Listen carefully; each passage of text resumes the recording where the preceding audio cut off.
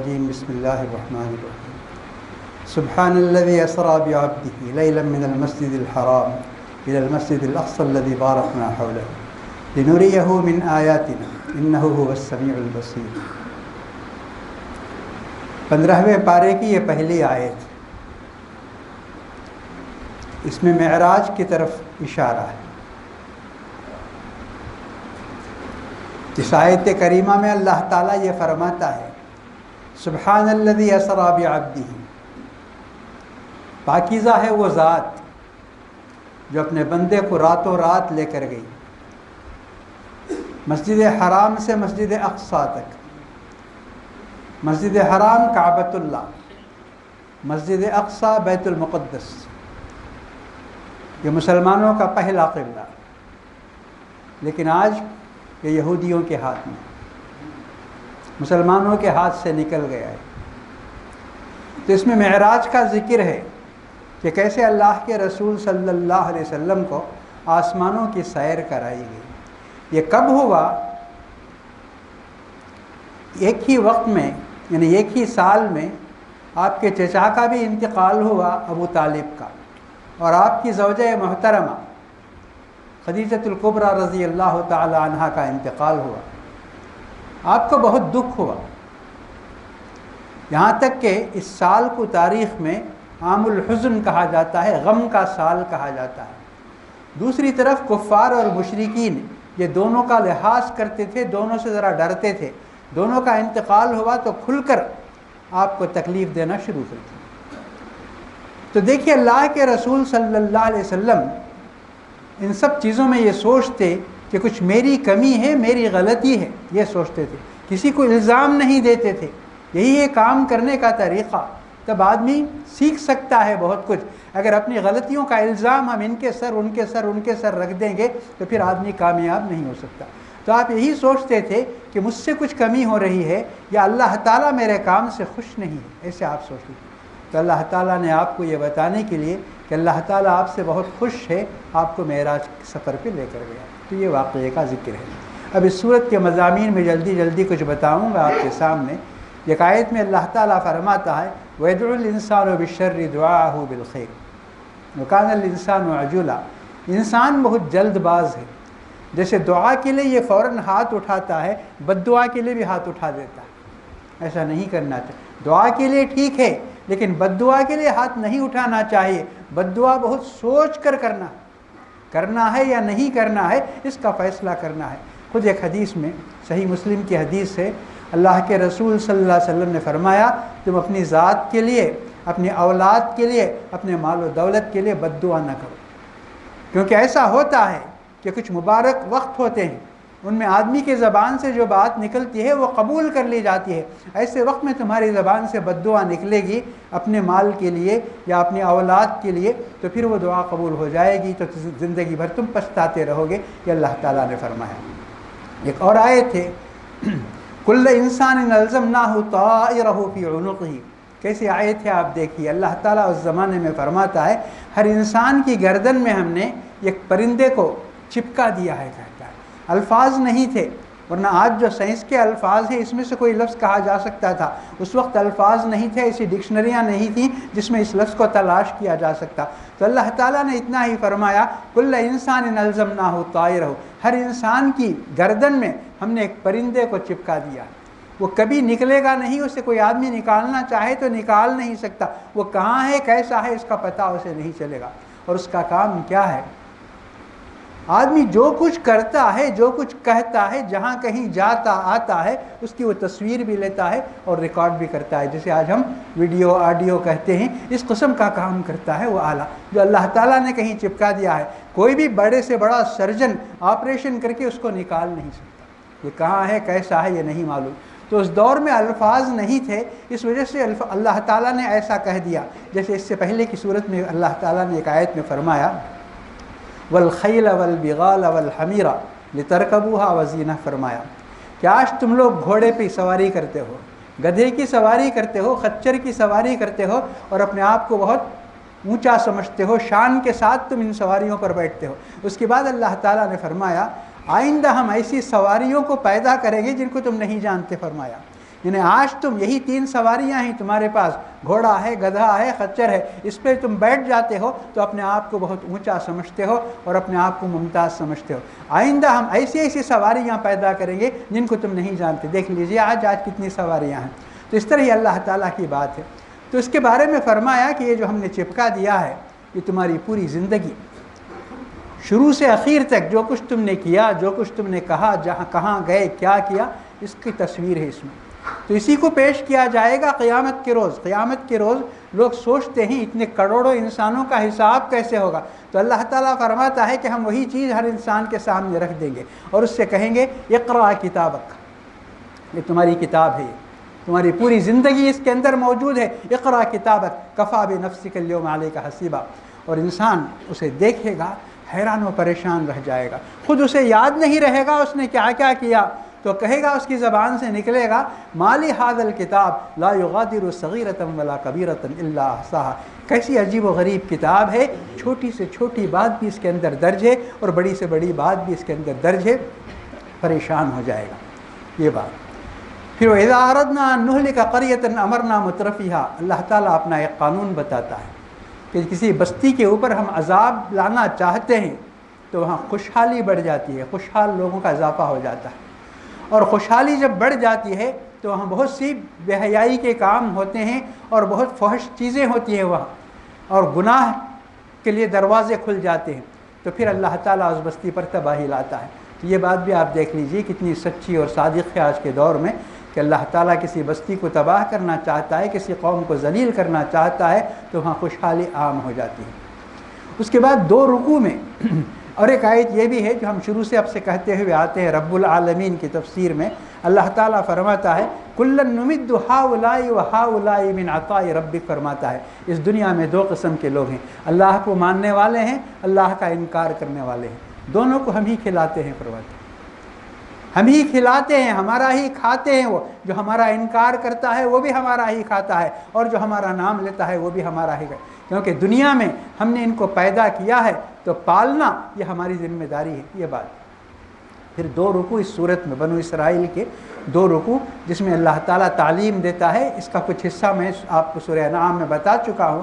اللہ تعالیٰ وہی فرماتا ہے کہ فیصلہ ہے یہ اللہ تعالیٰ کا، اسے تم تسلیم کرو، اللہ ایک ہے، اسے مانو، اللہ کے ساتھ شرک نہ کرو، اور ماں باپ کے ساتھ حسن سلوک کرو، خاص کر اگر ماں باپ بوڑھے ہو گئے ہیں تو ان کا بہت زیادہ خیال رکھو۔ اور پھر اللہ تعالیٰ فرماتا ہے بوڑھے ہو گئے ہیں اور ماں باپ میں اگر صرف ایک ہے تو پھر اسے کبھی مت بھولو، اس کی پوری دل جوئی کرو، کیونکہ وہ بہت حساس ہو جاتا ہے جب اکیلا ہو جاتا ہے۔ تو ان سب باتوں کا اللہ تعالیٰ نے خیال کیا۔ رب العالمین اسی کو کہتے ہیں، کہاں تک دیکھیے کہ اگر میاں بیوی دونوں ہیں تو اپنے دکھ درد کو آپس میں ایک دوسرے سے کہہ کے ہلکا کر لیں گے، اگر ان میں سے صرف ایک رہ جاتا ہے تو پھر وہ کس سے کہے گا؟ اس لیے اللہ تعالیٰ فرماتا ہے اگر ایک ہے تو اس کے دکھ درد کے لیے تم ایسا کرو کہ اسے کچھ بھی محسوس نہ ہونے دو، اس کی ایسی خدمت کرو اور اس کے ساتھ ایسا حسن سلوک کرو۔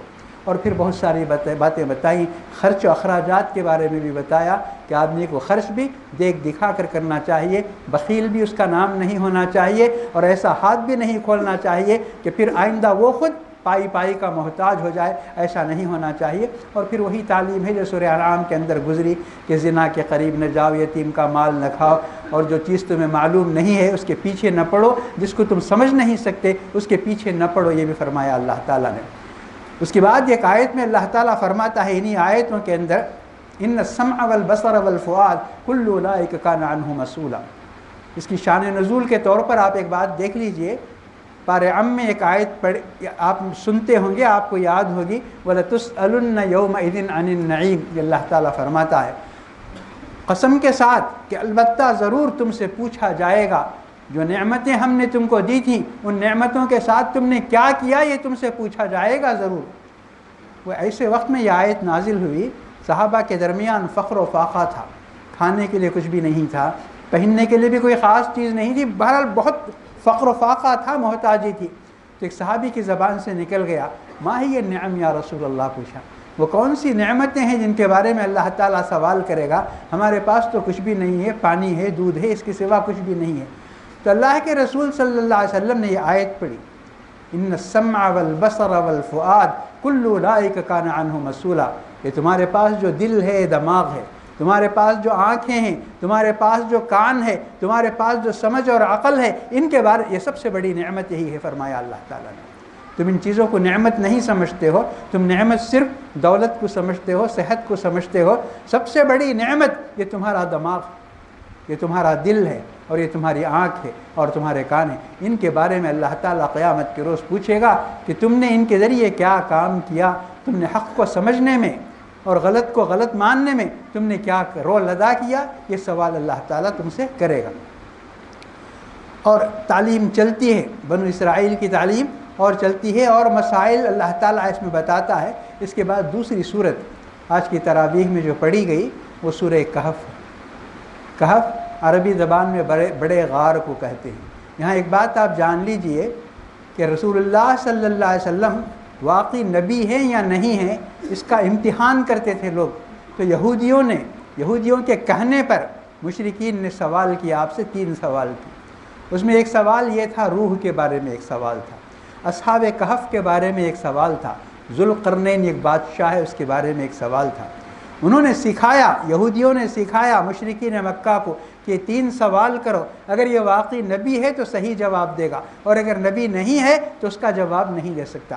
تو اس لیے ایک سوال کا جواب بنو اسرائیل میں ہے، یسألونک عن الروح قل الروح من امر ربی۔ اللہ تعالیٰ نے اس کا جواب ایسے دے دیا کہ روح اللہ تعالیٰ کا معاملہ ہے، ابھی تمہاری عقل ایسی نہیں ہے کہ تم اسے سمجھ سکو، اس طرح کہہ کے اللہ تعالیٰ نے اس کو ختم کر دیا۔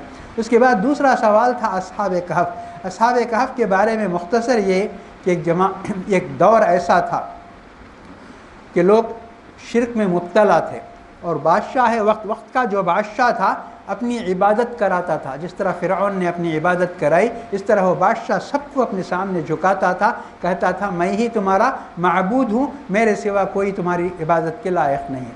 تو ایسے حالات میں کچھ نوجوان 3 تھے یا 5 تھے یا 7 تھے، انہوں نے کھڑے ہو کر اعلان کیا تو معبود نہیں ہو سکتا، تو مخلوق ہے، تو ایک انسان ہے۔ بہت بڑا اعلان انہوں نے بڑے دربار میں کر دیا۔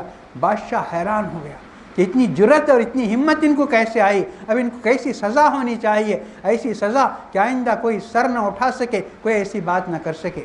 تو بادشاہ سوچ میں پڑ گیا، اور ان لوگوں نے کہا اے اللہ، ہم نے حق کا اعلان کر دیا، لیکن اب آئندہ ہمارا کیا ہوگا یہ ہمیں نہیں معلوم۔ انہوں نے ایک دعا کی، بڑی اچھی دعا ہے، ہمیں وہ بھی یاد رکھنا چاہیے۔ ربنا ہیئ لنا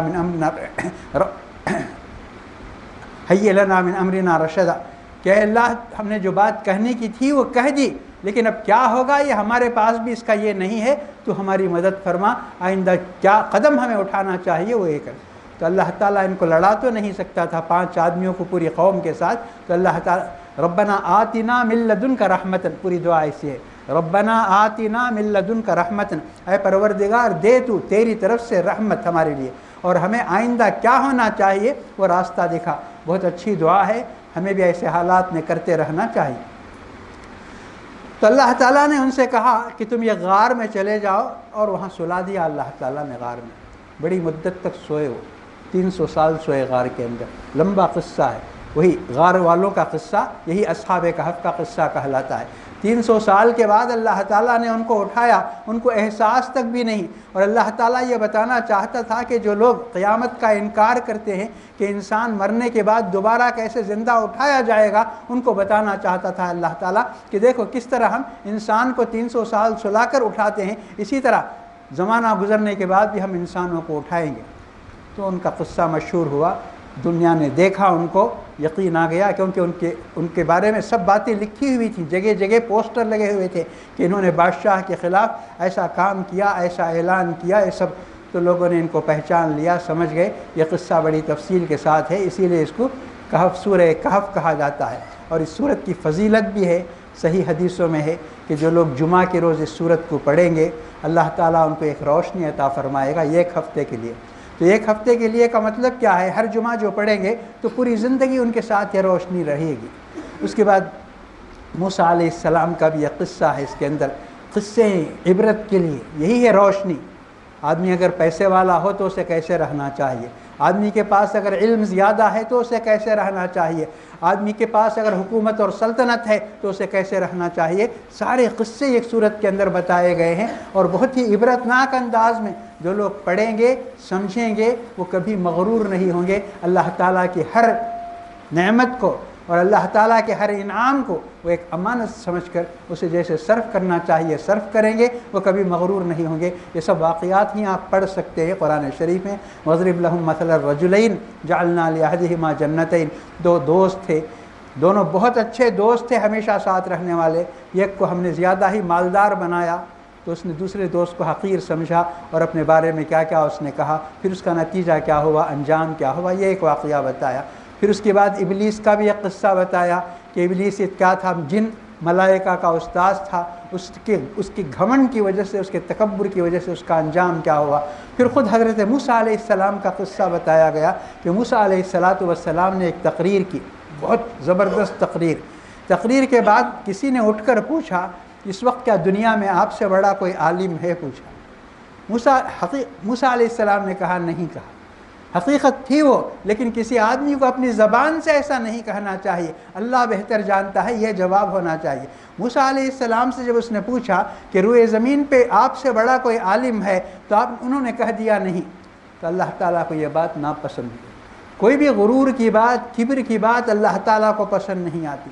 تو اللہ تعالیٰ نے موسیٰ سے کہا تم سے بڑے بڑے عالم موجود ہیں دنیا میں، ابھی تم کو سیکھنا ہے، ابھی تم کو پڑھنا ہے۔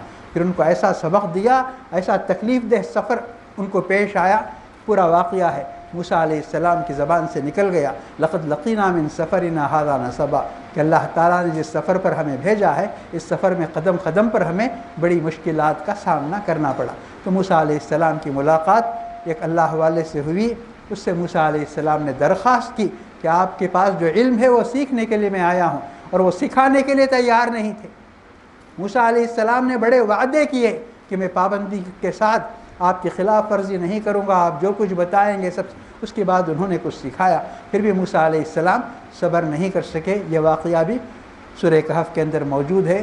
اور اس کے بعد تیسرا سوال جو تھا ذوالقرنین کے بارے میں، وہ انشاءاللہ میں آپ کو کل بتاؤں گا، ابھی صورت وہ ختم بھی نہیں ہوئی اور ذوالقرنین کی بات آئی بھی نہیں ہے۔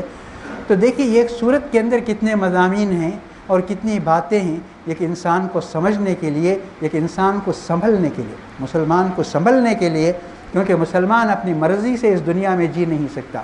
دنیا میں اور قومیں ہیں وہ اپنی مرضی سے جیتی ہیں کیونکہ وہ سمجھتی ہیں کہ آنکھ بند کرنے تک ہی زندگی ہے، لیکن مسلمان کو یہ بتایا گیا ہے کہ اصل زندگی آنکھ بند ہونے کے بعد شروع ہوتی ہے۔ یہ جو کچھ ہے یہ خواب ہے، آنکھ بند ہونے کے بعد اصل زندگی شروع ہوتی ہے۔ تو اس میں ہمیں ساری تیاری کرنا ہے دوسری دنیا کو کامیاب بنانے کے لیے۔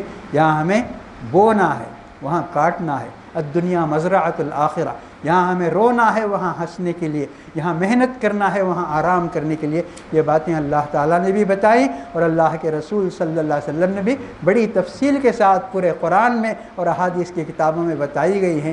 تو جو کچھ ہم سنتے ہیں یہ صرف سننے کے لیے اور وقت گزارنے کے لیے نہیں ہے، بلکہ ان کو اپنے دل میں اتار کر، اپنے دماغ میں اتار کر ان کے مطابق زندگی بسر کرنے کے لیے ہے۔ اللہ تبارک و تعالی ہم سب کو کہنے اور سننے والے سے زیادہ عمل کرنے والا بنائے، اور اللہ تعالی ہماری پریشانیوں کا خاتمہ فرمائے، ہماری مصیبتوں کو دور فرمائے، ہمارے بیماروں کو صحت و عافیت نصیب فرمائے، اور ہمارے مرحومین کو جنت الفردوس اور اعلیٰ علیین میں جگہ عطا فرمائے۔ ہماری کھوئی ہوئی عزت اور عظمت اللہ تعالی ہمیں واپس دلائے، زمین کی ہر آفت اور آسمان کی ہر مصیبت سے ہم سب کو محفوظ رکھے۔ ربنا تقبل منا انک انت السمیع العلیم وتب علینا انک انت التواب الرحیم، توفنا مسلمین والحقنا بالصالحین، وصلی اللہ تعالی وسلم علی خیر خلقہ سیدنا محمد وعلی آلہ واصحابہ اجمعین برحمتک یا ارحم الراحمین والحمد للہ رب العالمین۔